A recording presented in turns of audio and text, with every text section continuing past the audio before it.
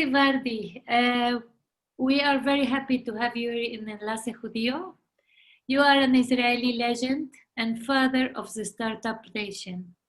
You helped build over 85 high-tech companies in software, energy, internet, and others. You just received the Jaim Herzog Prize, but I think your greater achievement is the concept, the idea of Israel as a startup nation. Please tell us about this. Okay, first of all, I don't want to claim it as my idea. It's true that I belong to the first generation who started to develop the high-tech industry in Israel, but we were a number of people. It was not the deed of a single person. And if I have to put my finger on the people which really were the first pioneers that we joined after a few years, there are Dan Tulkovsky, I don't know if you know the name, and Uzziah Galil. Dan Tulkovsky was the first person to invest money in startups. Before we knew it's called startups, and Uzziah Galil created 5 or 6 of the very first successful startups. This was in the early 60s, like 60 years ago. I joined in 69 when I created one of the first software companies. And when we created it, we didn't know that actually we are putting the foundation to a world-class phenomena.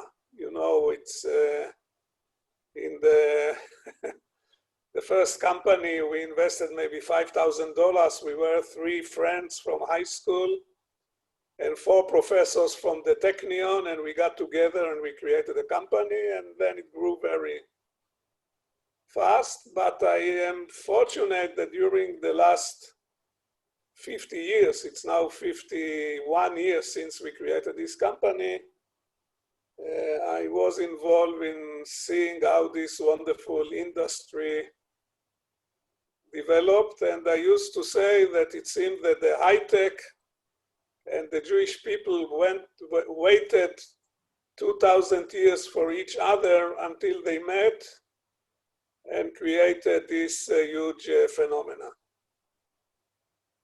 It is an amazing phenomena because and now it is, I think you are harvesting all the fruits from this wonderful concept, no?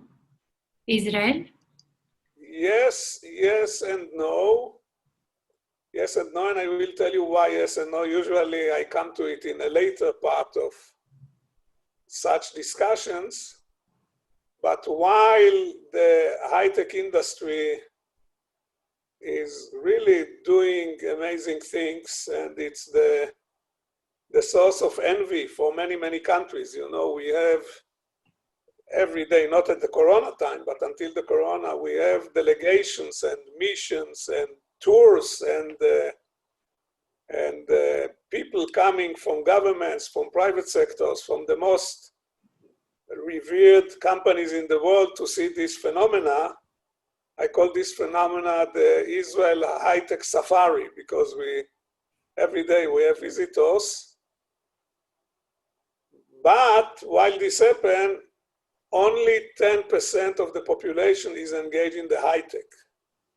And I want to talk about it a little bit, because on the one hand, 10% is the highest number in the world. You know, as fraction of the labor force, Israel has the highest percentage of the labor force involved in high-tech, 10% of the people. But on the other hand, it means that 90% are not engaged in the thing. So while the high-tech is bringing a lot of benefits to the country, it's also the source, the main source of having the largest income gap in the OECD countries. Israel is #1 in inequality of income. On the one hand, you have all these amazing entrepreneurs and VCs and angels which are benefiting from the high-tech very well. On the other hand,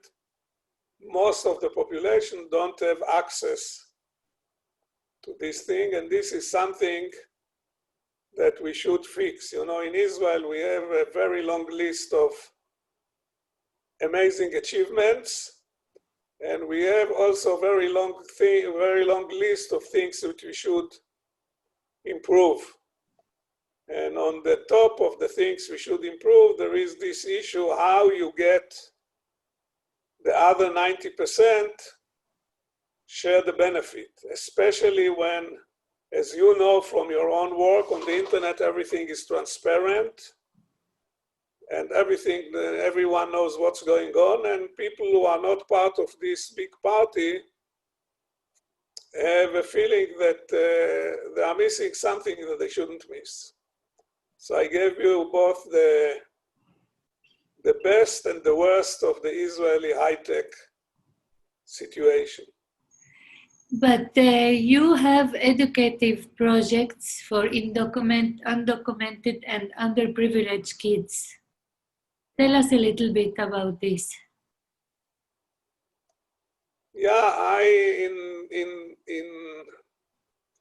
in recent years, when you are becoming an old man and you begin to think about obscure things like the meaning of life and why you are on earth and what is the best use of your time and your resources, you begin to realize that you have very short time in order to fix some of the bad things you created during your life, you know, while you are breathing air, etc. So in recent years, I am involved in You don't look like an old man, okay? Oh, I can tell you that I'm 78 years old in 2 weeks. Yes, so, you will be. I'm not a spring chicken or chicken spring, I will say, anymore. So I got involved in some activities. It's not only me, it's me and my wife, and we try to help where we can. And our main interest is what I call radical inclusion. You see, Israel is an amazing place. It's really an amazing place. And we have here people which came, we say, from 70 countries, and they speak 70 languages. And this variety of opinions, of views, of capabilities create something which is very colorful and very active and very dynamic. And I tell you what you should be. Next question to me. The next question you should ask me, if it's so diverse, what is the common thread? But I will come, if you ask me, I will come to it.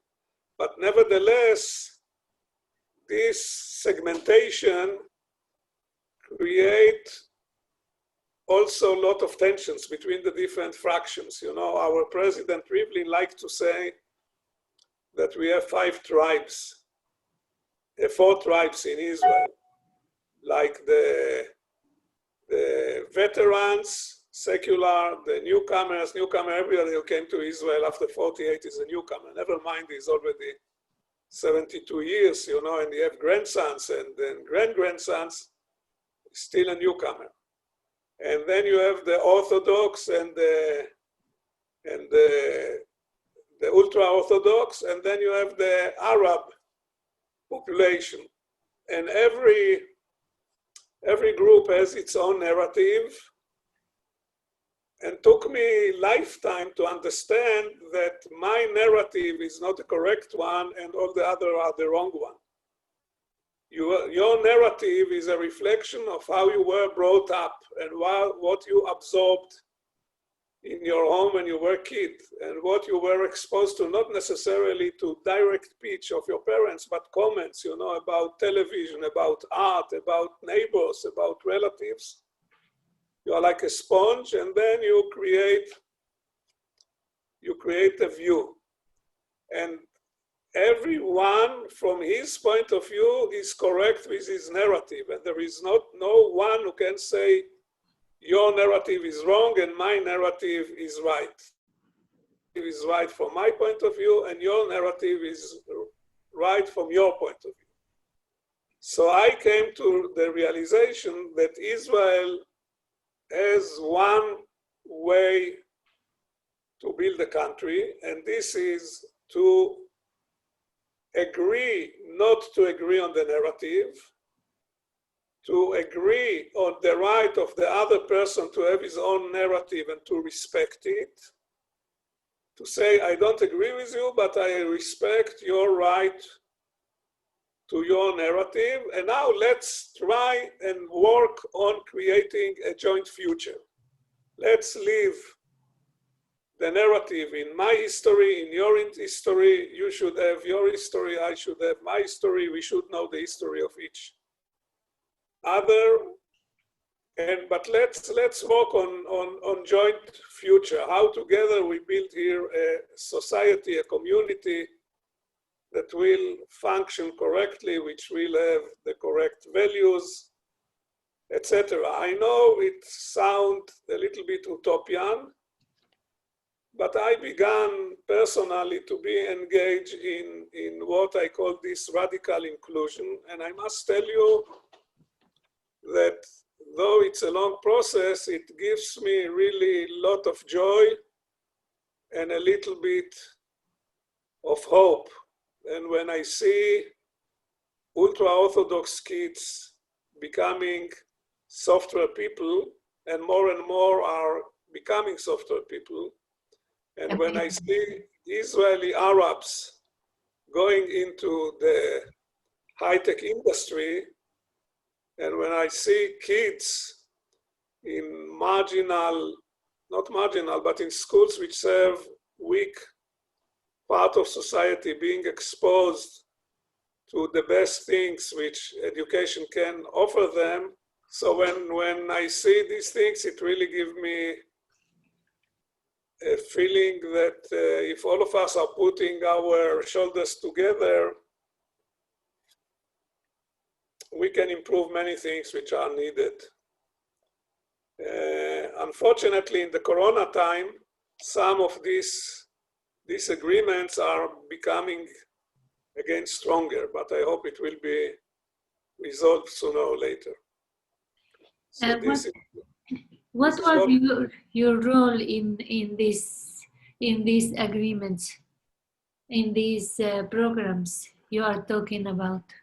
No, I'm trying to bring segments and people which are kind of out of the high-tech sector into the high-tech. And I also And how do you do that?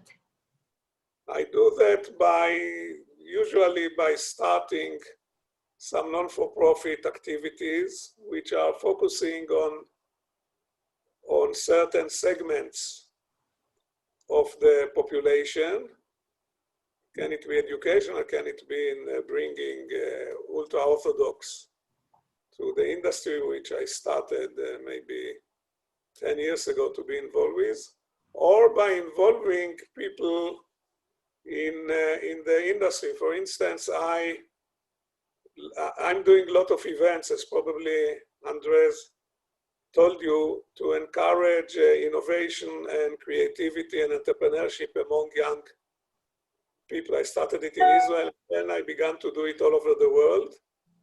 And to this event, when I realized that there is a very low percentage of Arab Israelis in these events, I started to invite them to these events and to mix them with the Jewish Israelis. And you will be surprised, it works very nicely and everybody appreciates them. And really, I really believe that you can bring people from different origins to work together. Maybe it sounds a little bit naive, a little bit idealistic, but it works, you know, and we see some great advancement. If you take the Technion as a proxy to high-tech, today 22, it's not my work, I'm just giving it an example to what's going on in the country. 22% of the students in the Technion are now Arab Israelis, and they are being accepted without any proactive action, just on their merits. And this is very good for them, but it's very good also for the society. And you intervened so this could happen? Pardon? Did you intervene so this could happen? I'm trying to help here and there, I'm trying to do a bit of helping. In some things I'm more involved, in something I'm less involved, but it takes part of my current portfolio of activities. Because Andres also told me about Kindernet. Yeah. Kindernet is a fun thing. While I'm doing this inclusion, I also, I'm talking a lot about myself. What can I tell you? Well, the interview is about you. What I'm doing, I like to help young people to break into the world. They are very talented, but they don't know people. And what I started to do in 2004 is to invite talented people as my guest to a camp for 3 days. And in this camp, they are doing all kinds of things related to innovation, entrepreneurship, and creativity. I started it in Israel, but then it became kind of people from abroad whom I invited to the camp asked me to do this event also outside of Israel. So we are now doing every year these events in places like Portugal, Spain, France, Italy, Sweden, Estonia, and in Latin America we have done it in Oaxaca and in Panama, in Guatemala, and it brings young people from all over the world together to discuss issues which are now common to youngsters all around the world. We have a nice segment of Latin America's Latinos, which we call them the muchachos. And as you know, they have a very special attitude to life. They are very, very happy people, very nice, always relaxed. And it's very nice. We have a group in Guatemala, as I told you, and in Panama, and a few in Mexico. And Oaxaca is a very nice place. When is the last time you've been to Oaxaca? Last month. Really? It's beautiful. It's beautiful. I like very much the artwork, they are doing from wood with all these very vivid colors. Yes, alebrijes, no?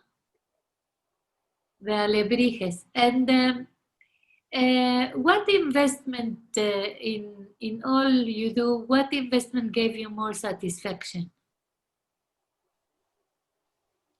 It's like asking me which of my kids I like the most. Well, sometimes you do. Even if you do, you don't say it. No, I can tell you the one investment which got kind of the attention of the world, which for no fault of me, really, I was surprised more than the other people, is this investment, which was the first internet-wide instant messenger, before WeChat and before WhatsApp. ICQ? It was called ICQ, yes. And ICQ was amazing. I didn't invent it, I just gave the money. It was invented by 4 young Israelis. 2 of them never finished high school. And, but it was very early, and then AOL came and bought it for a very nice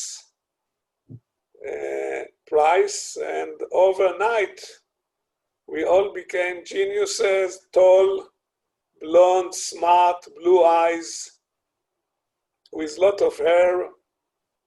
And since then I've been invited to give interviews to all kinds of blog sites, etc., etc. And what is needed to be an innovator? Wow. That's, now you are going into the crack of things. I think, I think probably the most important thing, first of all, it's something with talent. You cannot say, from tomorrow morning, I will stop being an accountant and I will become an innovator. Doesn't work this way. But one of the things which I think is the most important thing to be innovator and creative is a high level of curiosity. High level of curiosity. We mentioned Andres. Andres and I found ourselves, I don't know if he told you, No. in an RV in Burning Man.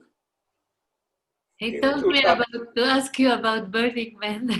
2014, and we were, instead of sleeping, we were speaking like until 3 o'clock in the morning.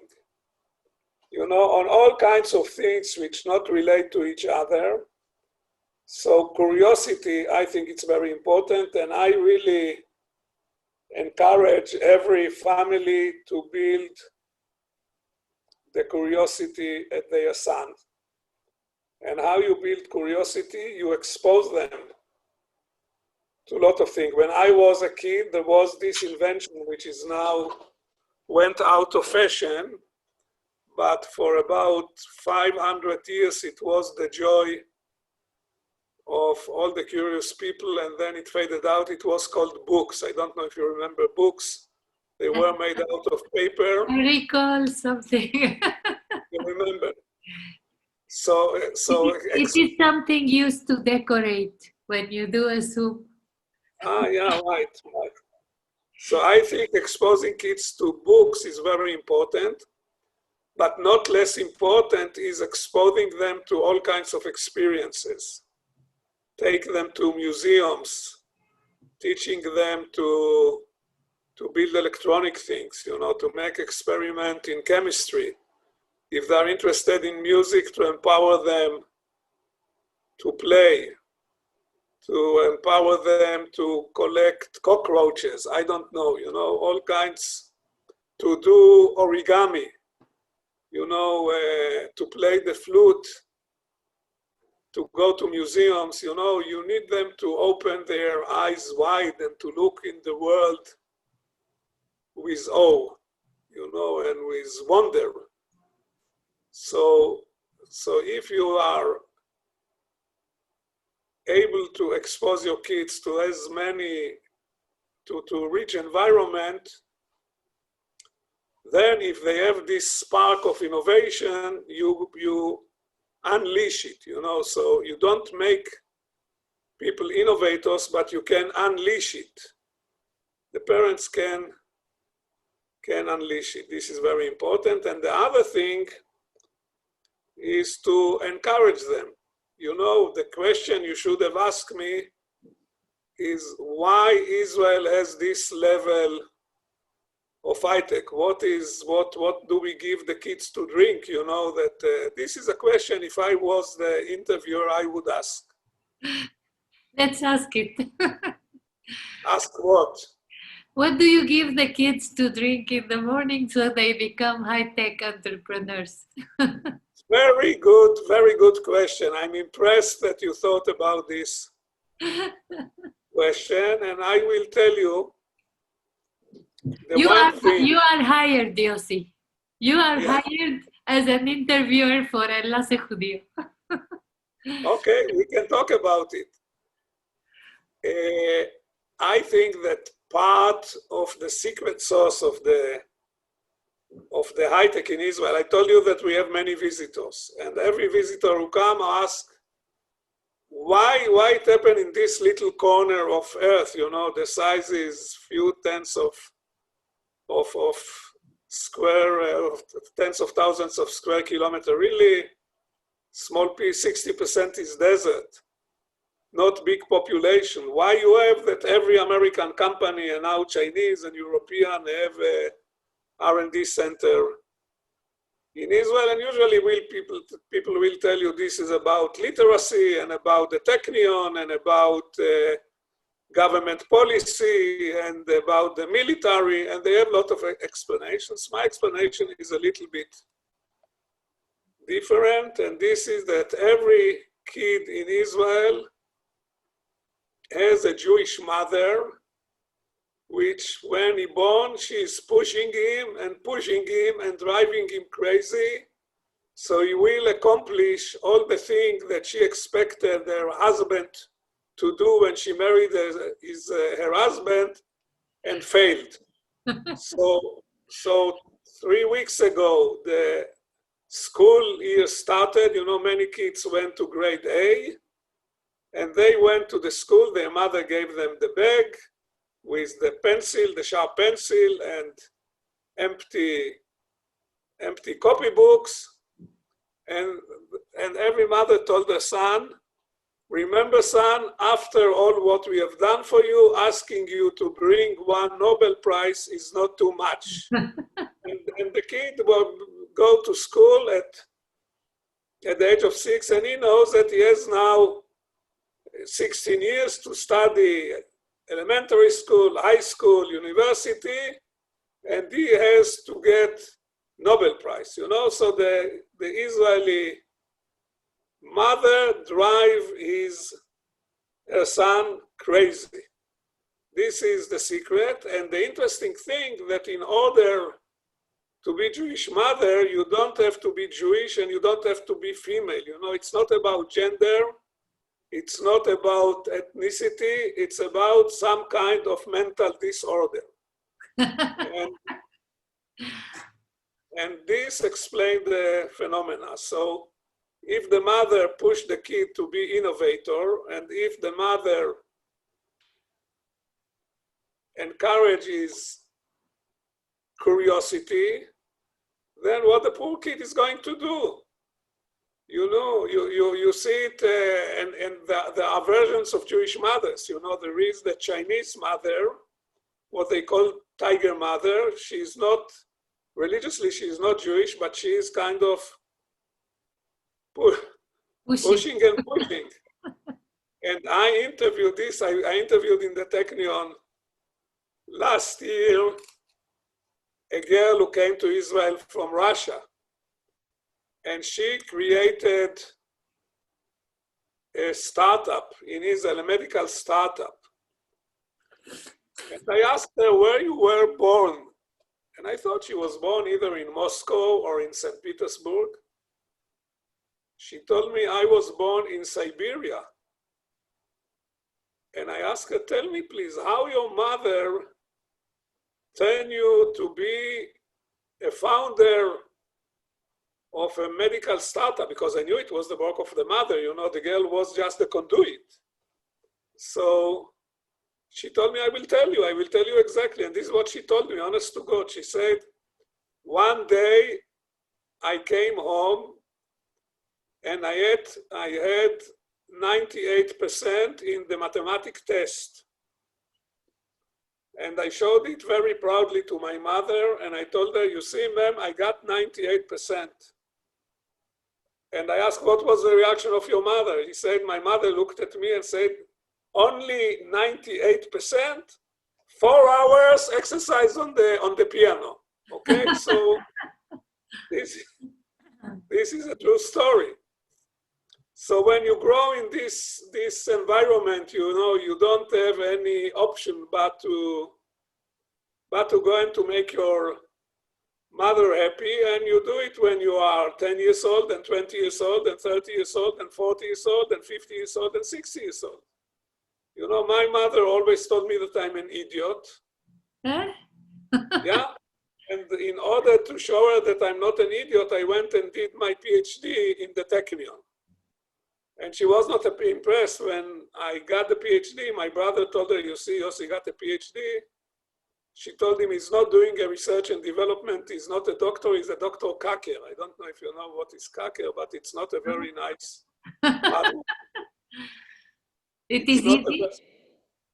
Yeah, it's in Yiddish, yeah. Uh-huh.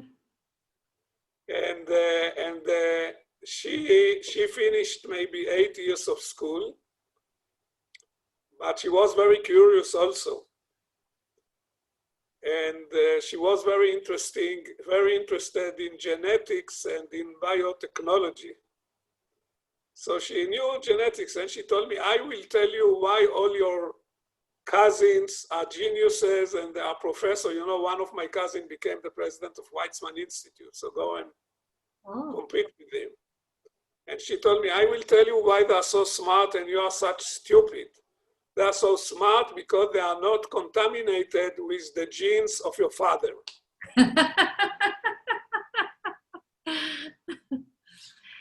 And talking about the Jewish mothers, what part of your prize, of the Jaim Herzog prize, belongs to your wife? That's a very good question. Actually, you know, I hate to admit it. I hope she will not see this interview, but all my social activities belong to her, and also big part of my success, if I succeeded, was because she really always kind of she always let me do whatever crazy things I want to do. She was supportive and not interfering, and she left me a lot of leeway. You know, in 2019, I arranged 42 international events around the world. 42. 42, yeah, and I traveled like a madman. And she never complained, and sometimes she joined me. She didn't like to go with me too much, but I was able to convince her to travel with me 3 times a year. I was unable to convince her to come to Burning Man. And really, she was a good partner, and she's entitled to the credit. The problem with her that she is always shying away from any credit. If she know I talked about her in the interview, she will kill me. She keeps a very, very low profile. You know, when we come to a social event, she looks around and she immediately tries to assess which one of the 2 options she should select, to merge into the carpet or to merge into the wallpaper. So this is her. Now, you spoke about the narratives. We know you have been doing a lot of efforts. You were in the peace negotiations between Israel on one side and Egypt and Jordan on the other. How is your understanding of narratives work in this occasion? I think if you negotiate with somebody, by the way, I had the luck to participate in the Israeli negotiations with Egypt, with Jordan, with the Palestinians, and with the Syrians.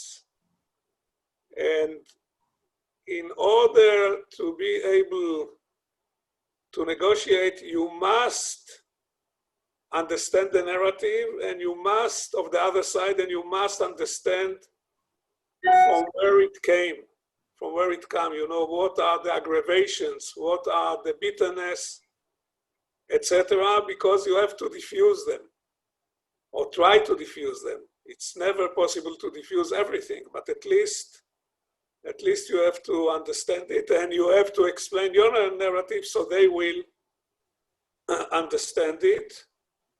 And I must tell you that I have today many friends within all these groups, other than the Syrians, which we are not in touch with them anymore. But the way to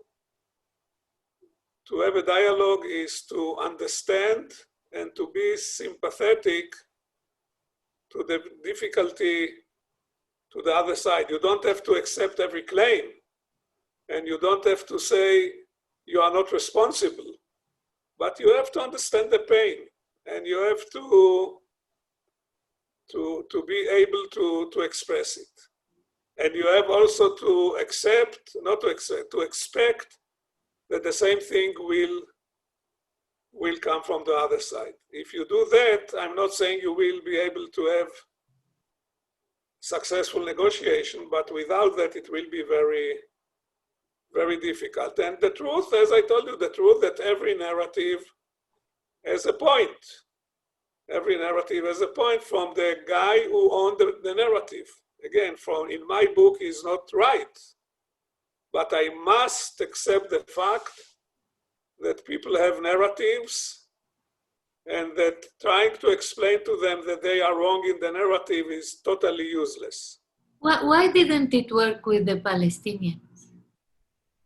With the Palestinians, it didn't work because I think the leadership was unable to agree. But even though it didn't work with the Palestinians, a lot of advancement have done, not sufficient. I still wait until I want to see a peace agreement signed. I think that for Israel to be there for 53 years, it's too much time. And I think, I really believe, maybe I'm too naive for my age, I really believe that most people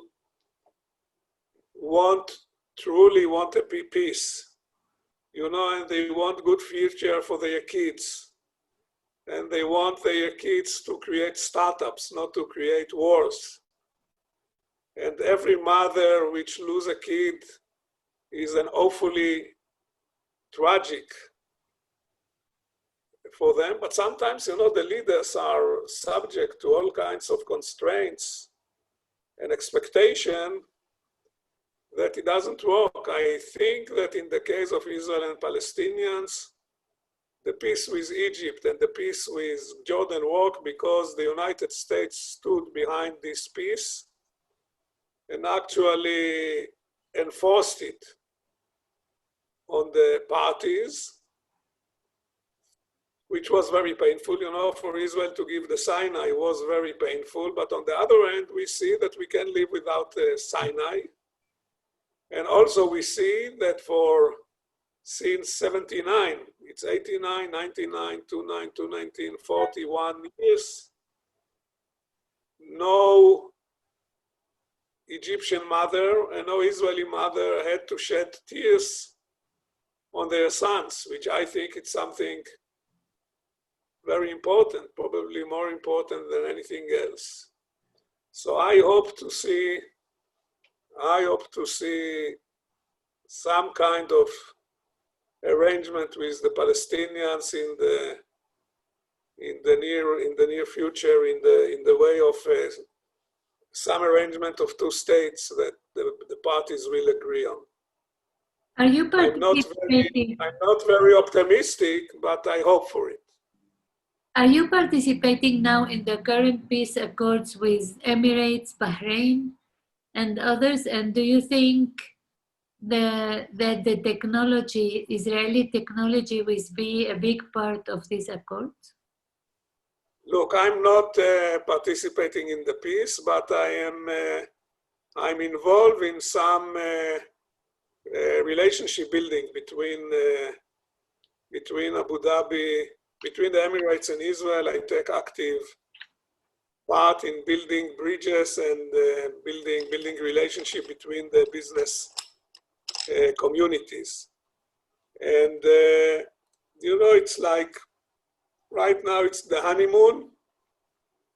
Everybody has high expectations and everybody is very optimistic. And then, you know, like after honeymoon, you have a period of sobering and you may have some issues or not. And one thing I can tell you, like in anything of relationships, whether marriage or friendship, etc., you have to nourish them and you have to invest in them. You shouldn't take them for granted. So if we maintain the integrity of the relationships, both on the political level and on the business level, I think it will be very nice. You know, I think right now there is a lot of hype about it, but for sure it's much better that this isolation wall around Israel is falling apart, though it's already fell apart 15, 20 years ago. You know, in recent years, this wall was not too high. I think the main challenge is not to do peace with Sudan, which I'm all for, and I'm very much for, but I think the test at the end of the day will be whether or not we can build some kind of viable relationships with the Palestinians. Of course. Do you think It's a mistake to look on all the Palestinians as terrorists. You know, this will not bring us to anywhere. Do you think Arab money and Israeli technology will revolutionize the world? First of all, I have to tell you that I meet more and more Arabs who are great technologists. And I don't want to begin to name, but you go to some of the most respectable American high-tech companies and you find their Arab smart people. So I think that collaboration, Israeli money and Arab technology, Arab money and Israeli technology, any way of combination, as I said in the beginning, when you mix different views, different markets, etc., you're bound to get only good result. This is true not only on Arabs and Israelis, it's also true about Chinese and America, or any two countries. It's really became a very small world, and the corona proved how small is the world. And I think every interaction is good and useful. And we can teach everybody, but not less than that, we can learn from everybody. And will Corona now make technology take a big leap forward? Corona will make health a big leap, you know, because of the necessity and because of the threat and because of the shock and because of the fear. You see that 150 companies are now working on vaccines. This is kind of an international effort which never had any precedence. So we are going to see a lot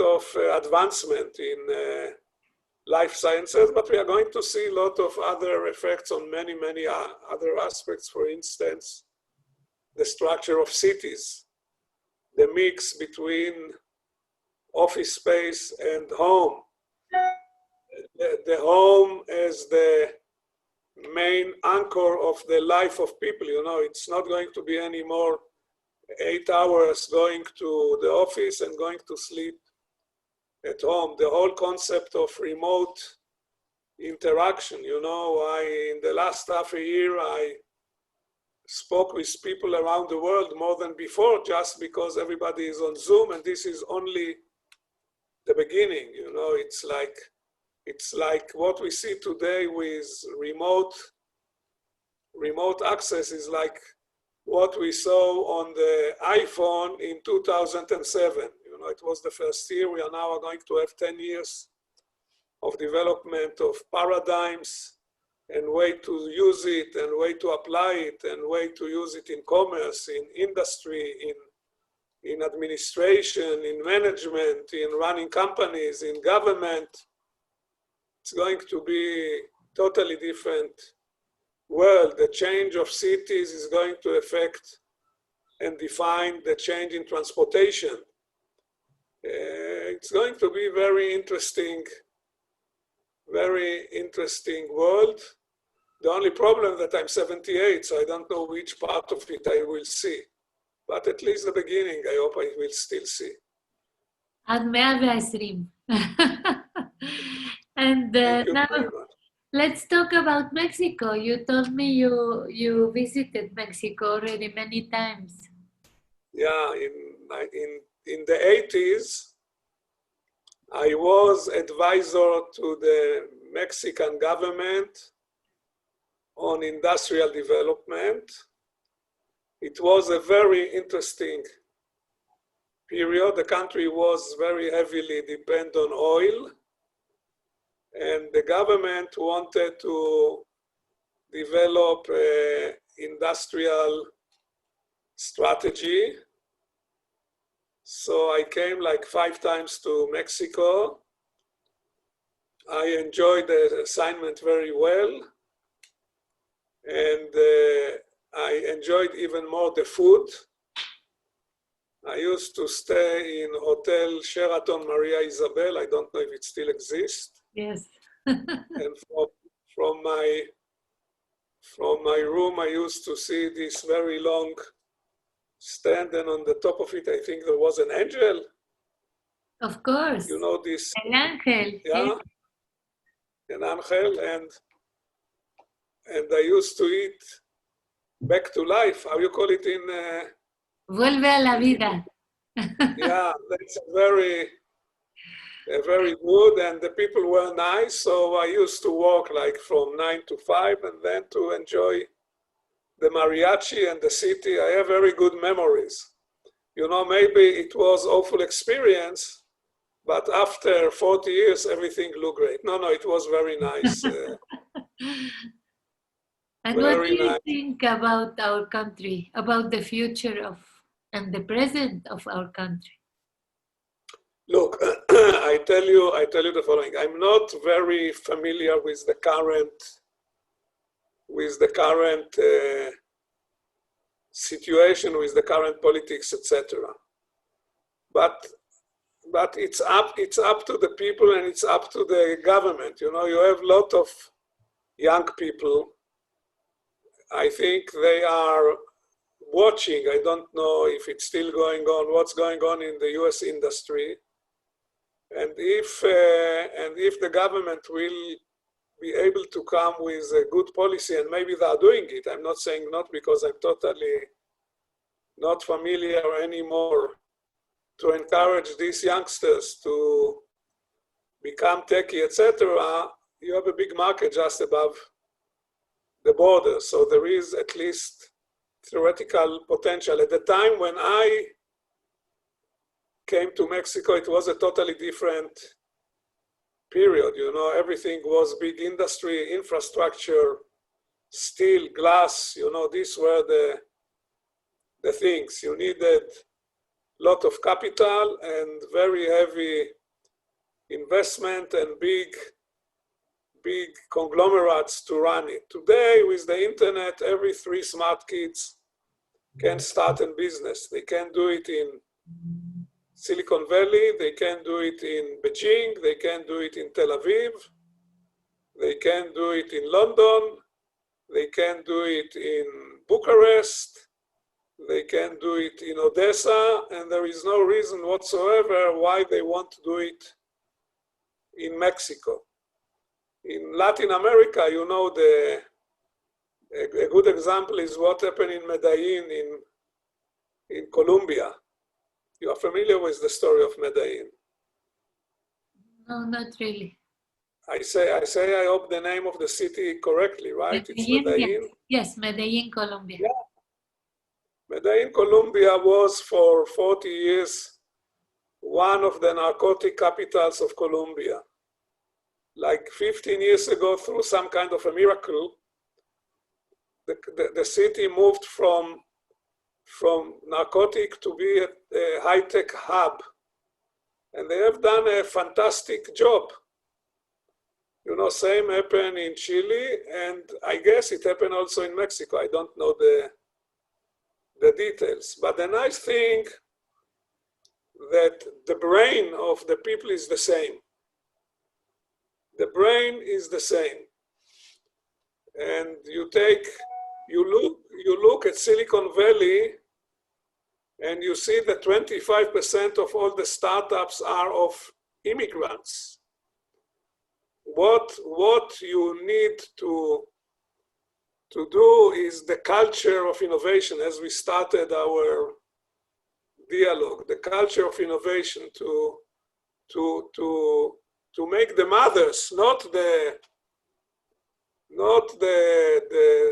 technology guys, to make the mothers want their sons to succeed in high tech, so they drive them crazy from very little age, you know, and then you can go and create hubs in places that you will never think about. And I think Mexico, because of the proximity, because at the end of the day, Silicon Valley is going to is the mecca of the high tech in the world, and it's going to be. Actually, you should ask Andres, because I know he was the consul general of Mexico in that area.